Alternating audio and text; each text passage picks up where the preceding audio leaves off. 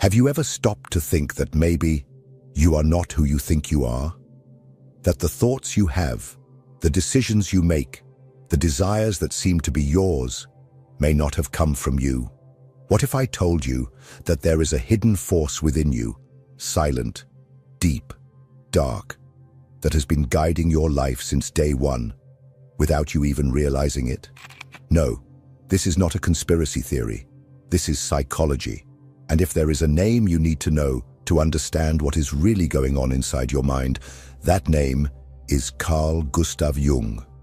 Are you tired of repeating the same mistakes? Of sabotaging your relationships? Of feeling that something is holding you back, pulling you down, even when everything seems to be going well? Maybe it's your shadow. Maybe it's the archetypes. Maybe it's the collective unconscious screaming for attention. But what is all of this? And why should you care? Because ignoring these aspects of your psyche is like walking blindfolded through a minefield. You will get hurt. You will repeat patterns. You will suffer. And the worst part, you will call it bad luck or fate. Carl Jung is not just a psychologist. He is a cartographer of the human soul. He mapped the most hidden corners of the mind, where no one else had the courage to go. And what he discovered can change everything you think you know about yourself. This video is not a biography. It is not a summary. It is a mirror. And I will show you what you have been avoiding to look at for years. But be careful. Once you understand Jung's ideas, there is no turning back. You will start to see things that were previously unnoticed. You will recognize the monsters that live inside you, and perhaps, for the first time, you will understand that the greatest enemy of your life is not out there. It is within. The good news? This enemy can become your greatest ally, but only if you have the courage. So take a deep breath, clear your mind, and get ready. Because this is, without exaggeration, the only explanation about Jung that you really need to hear. And after it, you will never look at yourself the same way again. Carl Jung was not an ordinary psychologist. He was not only interested in curing symptoms or adjusting people to a sick society. He wanted to go deeper, much deeper. He wanted to understand the human soul. Jung looked into the abyss of the psyche and had the courage to dive into it. And what he found there changed the history of psychology forever. Born in Switzerland in 1875, Jung grew up surrounded by religious symbolism, rituals, and an atmosphere filled with silence and mystery. From an early age, he sensed that there was something more in human experience, something that could not be explained merely by words or logic. It is no wonder he would become Sigmund Freud's brightest disciple, but he would also be the one to dare to question him. Freud believed that everything in the human mind revolved around repressed sexual desire. Jung saw something else. He saw depths. He saw archetypes, symbols, myths, collective forces. While Freud looked at the immediate past, Jung saw thousands of years back, touching the ancestral roots of our existence. And for that reason, the rupture between the two was inevitable. Jung did not want to just treat mental illnesses. He wanted to restore the lost connection of human beings with their essence. He believed that the psyche was a living, dynamic system, full of opposing tensions, light and shadow, reason and emotion, masculine and feminine. And that suffering was not a mistake of existence, but a call to transformation. He created a new way of seeing the human being, analytical psychology.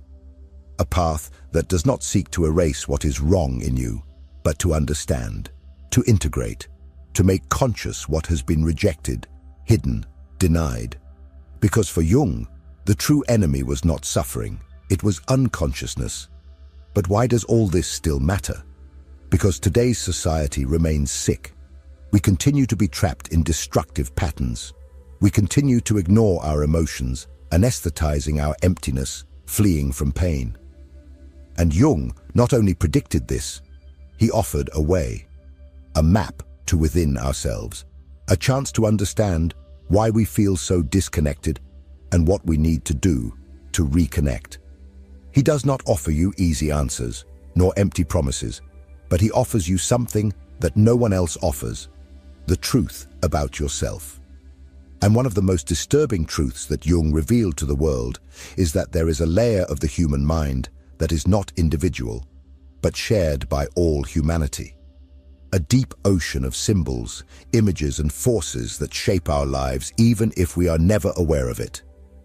In the next part, we will dive into this mysterious place that Jung called the collective unconscious, and you will realize that there are many more other people living inside you than you imagine.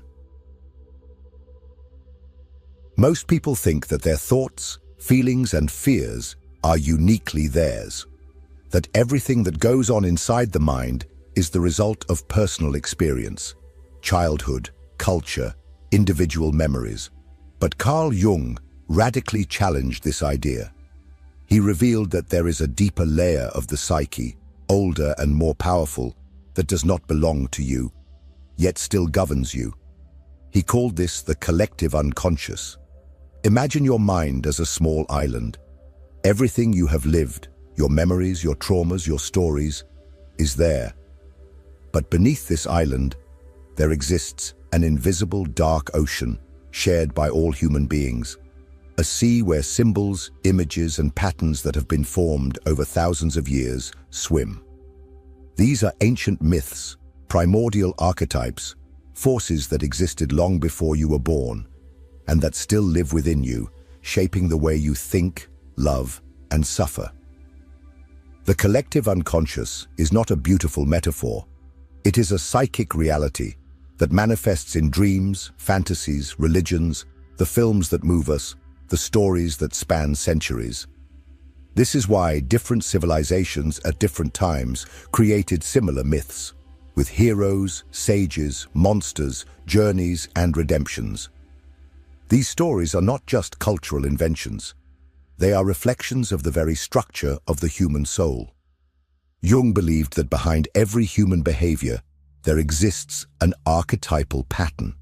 When you feel fear of abandonment, you are touching an ancestral archetype. When you feel a deep need to belong, to find meaning, to overcome yourself, you are being guided by forces that have been present since the dawn of humanity. And that is exactly why ignoring the collective unconscious is like ignoring gravity. You can pretend it doesn't exist, but it will still pull you down. It will manifest in your relationships, in your choices, in your repetitions, until you realize that you are not just fighting against your own ghosts, but against the ghosts of all humanity. But what exactly lives within this collective unconscious? Who are these invisible forces that shape your behavior without you realizing it? Jung gave them a name.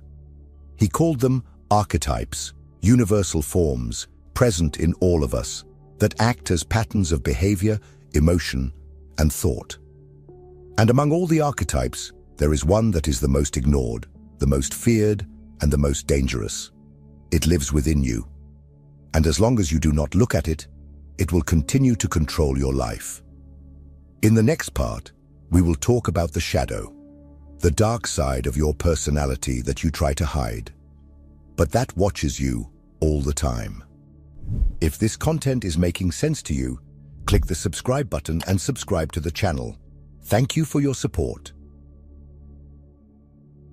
Have you ever done something that you later deeply regretted and couldn't even explain why? Have you ever exploded with anger at someone and later said, "I don't even know what got into me"? Have you ever felt envy, jealousy, anger, pride, but chose to ignore or justify those emotions instead of facing them? Then you have already met your shadow. You just didn't have the courage to look at it. Carl Jung believed that every human being carries within themselves a dark side, a rejected, repressed, denied part, made up of everything you don't want to admit exists in you: your most shameful impulses, your unacceptable desires, your weaknesses, your arrogance, your cruelty, your neediness, your vanity, your fury. All of this lives inside you. And the more you try to repress it, the stronger that force becomes. The shadow is everything you tried to hide to be accepted. It is what you had to suffocate to fit in. It is the child that was pruned, the teenager who had to be silent, the adult who learned to smile while crumbling inside. And here is the brutal truth. Everything you don't face in your shadow starts to control your life beneath the surface. The shadow doesn't disappear. It disguises itself. It manifests in the judgments you make of others, in the anger that explodes for no reason, in the shame that paralyzes, in the internal voice that says, "You are not good enough," in the sabotage that prevents you from moving forward, always at the most important moment. And the more you believe you are a good person, the more dangerous your shadow becomes. Because you don't recognize anger, selfishness, envy as parts of yourself, so you project them onto the world. You start to see evil always in others and never in yourself.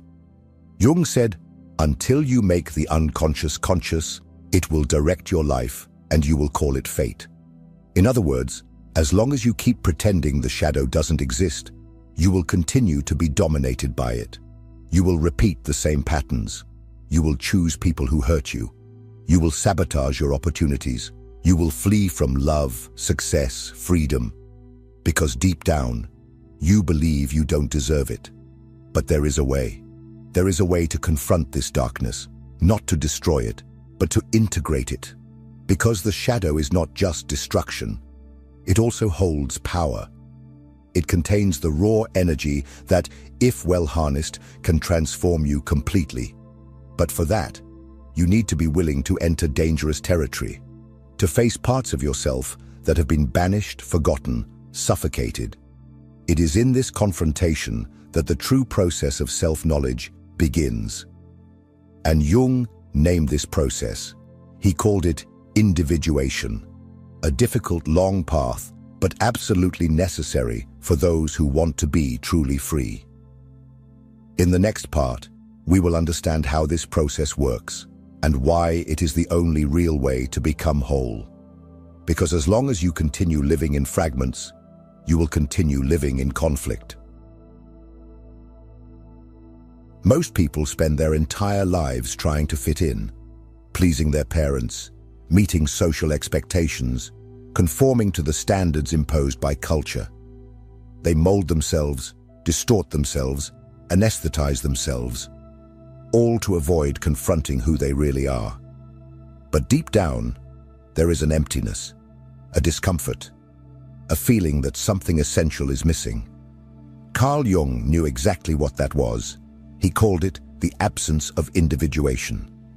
Individuation is not cheap self-help. It's not about living your best version or manifesting abundance. It is the brutal, intense, and profound process of becoming a whole human being.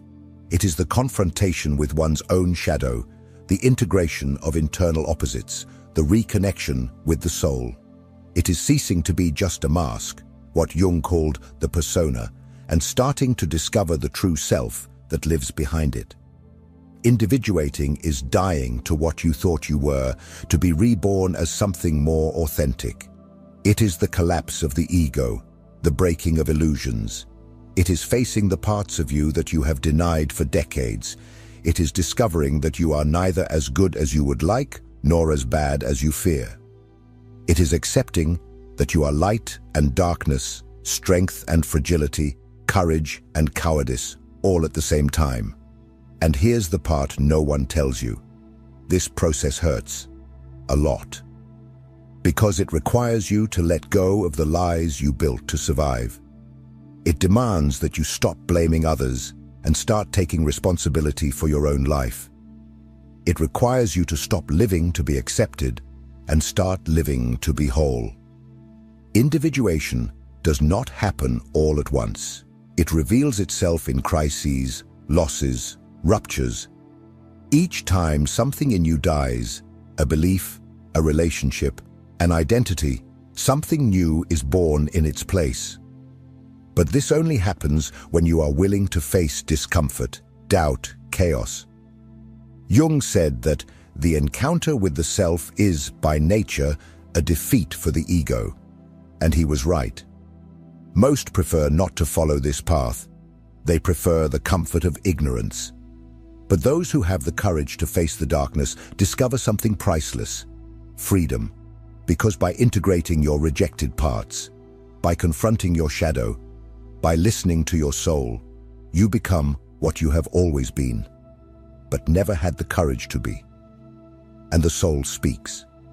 It speaks all the time. It just doesn't use words. It uses symbols, images, stories. It speaks through your dreams. And if you know how to listen, you can uncover secrets that reason could never access. In the next part, we will enter this mysterious territory. We will explore what Jung called the symbolic language of the psyche, and understand why your dreams may be the key to your transformation. While the modern world mocks dreams, treating them as nonsense or random noise of the mind, Carl Jung went in the opposite direction. For him, dreams are the voice of the psyche. They are not noise. They are messages, encoded, mysterious, symbolic, but never useless. Every night when you sleep, something inside you awakens, and it begins to speak. But the problem is that you haven't learned to listen. Jung saw dreams as attempts by the unconscious to restore psychic balance. When consciousness strays too far from essence, the unconscious sends images, scenes, archetypes, symbols, everything necessary to pull you back to the center. Dreams, therefore, are not just records of daily experiences. They are guidance, directions, invitations, warnings, sometimes even alerts. Think about this. Why do you dream of falling when you are losing control in real life? Why do you dream of teeth falling out when you feel weakened? Why does the same symbol appear repeatedly, even in different dreams? This is not coincidence. This is the soul trying to communicate. But the soul does not speak in rational language. It speaks in symbols. And here comes one of Jung's greatest contributions: the study of archetypal symbolism.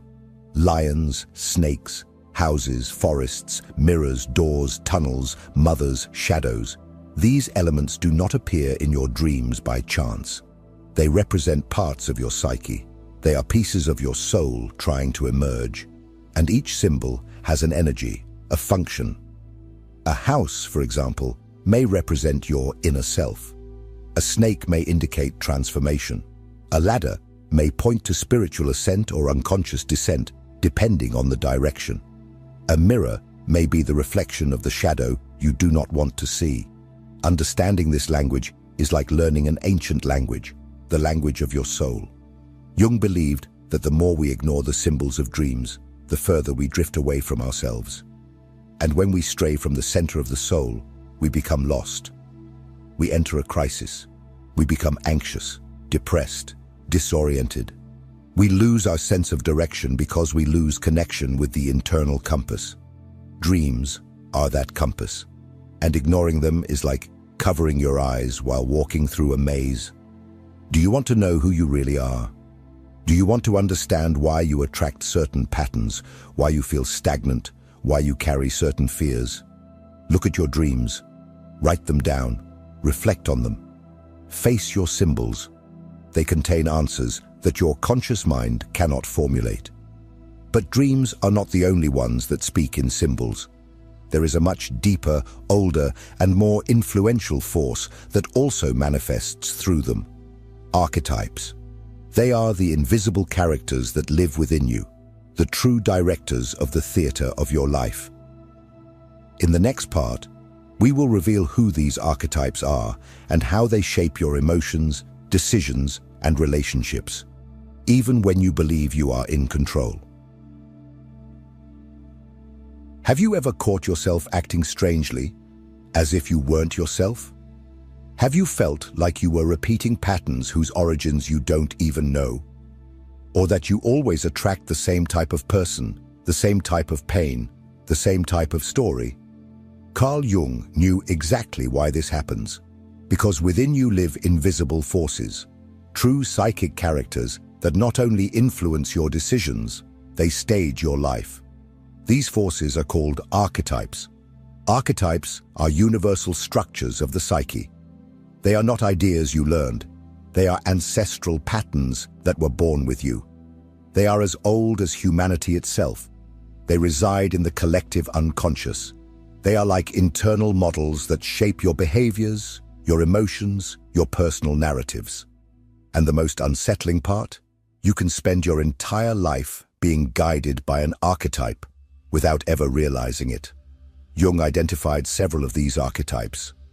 The hero, for example, represents the force that seeks to overcome, that faces challenges and tries to achieve something grand. The wise one is the one who seeks knowledge, truth, discernment. The shadow, as we have seen, represents everything that has been repressed and denied. The anima and the animus represent the feminine in men and the masculine in women, energies that need to be integrated for us to become whole. These archetypes are not just ideas, they have energy. When an archetype dominates the psyche, it possesses you.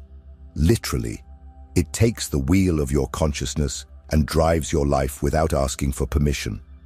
That's why sometimes you act like someone else. That's why certain relationships pull you into dynamics that seem straight out of a pre-written script. You are living under the command of an activated archetype. People who save everyone around them, even while destroying themselves inside, are often being dominated by the hero archetype. Those who seek constant approval, fearing rejection, may be trapped in the archetype of the wounded child. Someone who seems always drawn to chaos and destruction. They probably live under the dominance of the unintegrated shadow. And here's the point. These archetypes are not enemies, but when unconscious, they enslave you. When recognized and integrated, they empower you. They are keys, portals. When you start to recognize who is speaking inside you, you begin to take control of your own narrative. But for that, you need to be conscious. You need to learn to identify these internal voices, these symbolic patterns, these mythical forces that hide in your relationships, in your reactions, in your desires.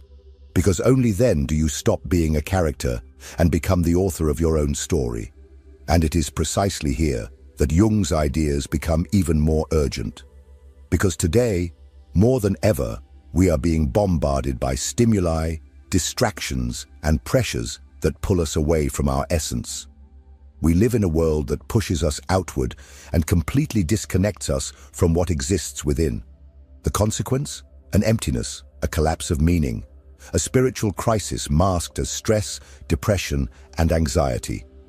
In the next part, we will understand why Jung's ideas are more relevant today than they have ever been, and how they can offer answers to the psychological chaos of modern life.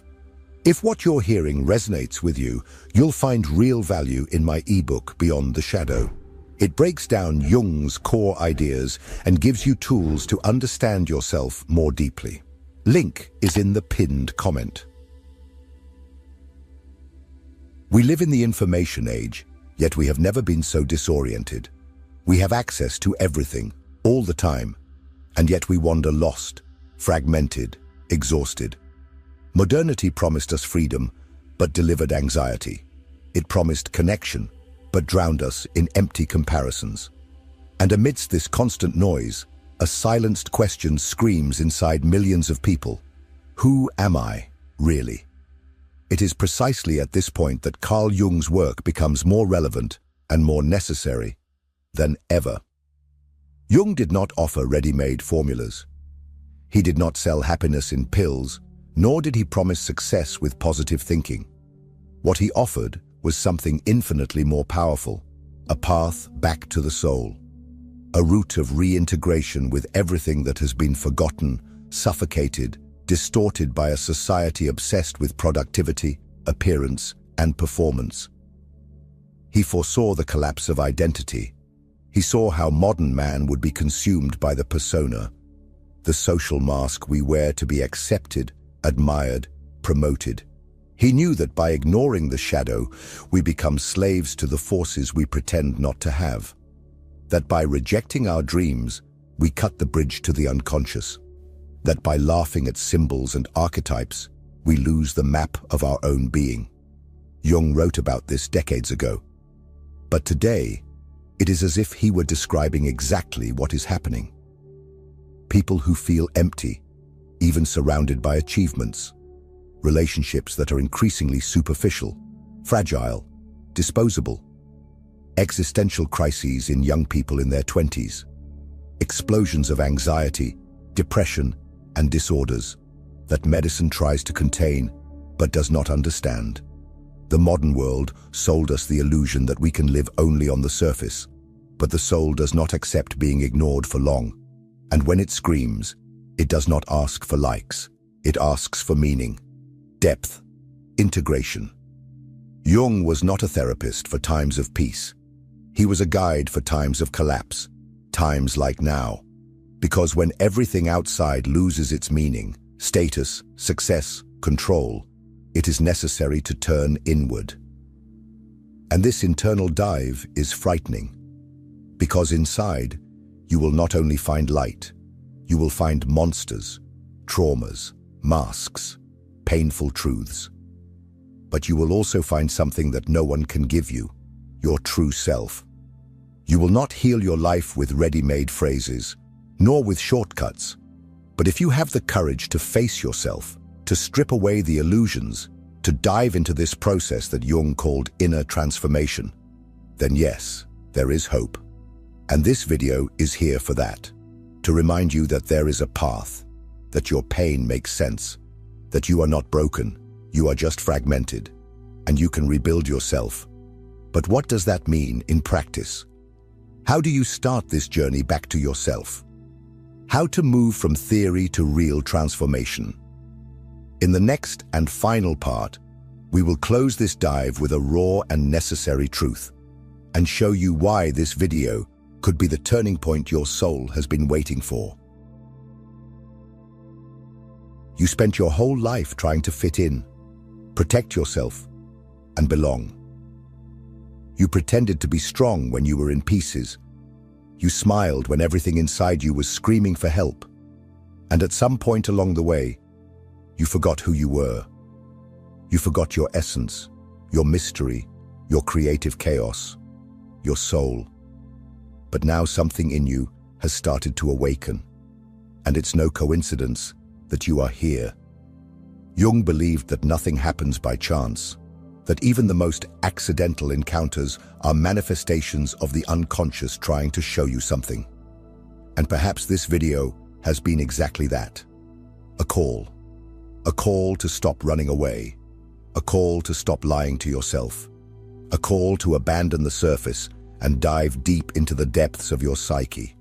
What Jung teaches us is not easy to hear, because it requires courage, it requires pain, it requires responsibility, but it is also liberating, because the moment you understand that you're not broken, just unconscious, you gain power, the power to transform, to integrate, to heal. You don't need to understand everything right now. You don't need to decipher all your dreams or identify all your archetypes. But you need to take the first step, the step of honesty, the step of saying enough.